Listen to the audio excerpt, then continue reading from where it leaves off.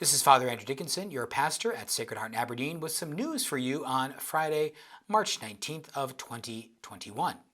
Some of you might have heard that earlier today, Father Michael Griffin, the pastor of St. Mary's, made an announcement that the bishop has asked him to take the assignment of St. Joseph's in Mowbridge, as well as the three parishes in Eureka, Harriet, and Selby. To fill the role at St. Mary's, Bishop has asked me to become the pastor there, as well as remaining the pastor here at Sacred Heart. I will have 3 additional priests assigned under me as associates who will help me fill that assignment. This is certainly news, and certainly something new in the history of both Sacred Heart and St. Mary's.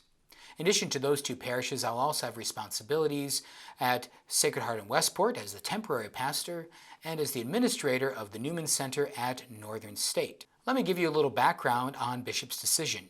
He'll be sending you more information in a letter that will be coming soon.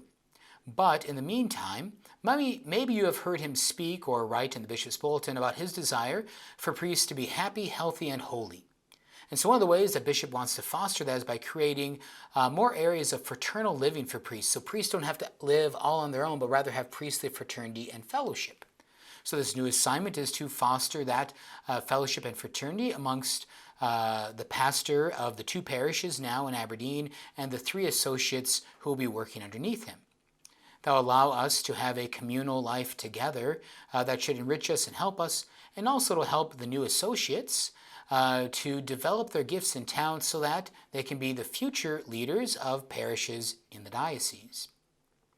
The other thing that Bishop has in mind, of course, is his larger vision for the whole diocese of lifelong Catholic missionary discipleship through God's love. And so all of Bishop's decisions are also made with this idea in mind. How can we help the parishes live lifelong Catholic missionary discipleship through God's love? And this is how Bishop is going to attempt to do it at this time. This is certainly a humbling assignment, and so I'd ask for your prayers, the prayers of St. Joseph, the patron saint of the Universal Church, on this, his feast day. I also would ask for your prayers for St. Mary's Parish and parishioners, Sacred Heart in Westport, and all those involved with the Newman Center in this time. Probably a lot of ideas, a lot of questions going on in their heads. I'm sure as I'm saying this, there's probably practical questions going on in your minds as well. I know my own mind, ever since Bishop has asked me, has been filled with these sorts of practical questions. I don't have a lot of answers right now. What I do know is that in the coming months and in that first year, I look forward to working with you to figure out what those answers will be. I'm also very grateful for Father Michael Griffin, his experience, his leadership, to be a great resource to me in this transition as we figure out what it means for these 2 wonderful and historic parishes to now share a pastor in the way that they get their priests supplied to them. This is a new situation for these 2 wonderful parishes to share one pastor. I'm honored to be in that position, to be the first shared pastor of you 2 wonderful parishes. But know in advance also, I'm grateful for your patience as we go through this learning process. I said to Sacred Heart Parish when I was assigned here last year, you know what, I'm going to make mistakes, and that's okay. You know, Bishop appoints me to make mistakes. If I'm not making mistakes, I'm probably not trying. I'm not going to be deliberate about those mistakes or be careless with feelings or things like that, but we're probably going to make mistakes, and I hope you'll be patient with me with them and allow us to learn together with those mistakes. I'm also very grateful for my fond memories of St. Mary's, where I was an associate there for 2 years, from 2007 to 2009.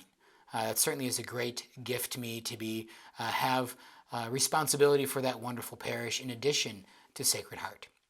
Well, on all of these things, all the decisions that are yet to come, all the questions that you have, my answers to them are going to be keeping Bishop's 2 priorities in mind. Number 1, how do I help the parishioners of all of the parishes involved to further their own understanding and living out of lifelong Catholic missionary discipleship through God's love? And then number 2, how do we enrich the life of the priests in the Diocese of Sioux Falls so that we can have a better fraternal life of support with one another, and that we can better develop the gifts of our younger clergy to prepare them for that responsibility of being pastors in the future. I'm so grateful for you at Sacred Heart. I'm so grateful for the people that I'll be reaching out to at St. Mary's in Westport and the Newman Center for being such wonderful assistance in that way. God bless you, and let us certainly pray for one another in these coming important months.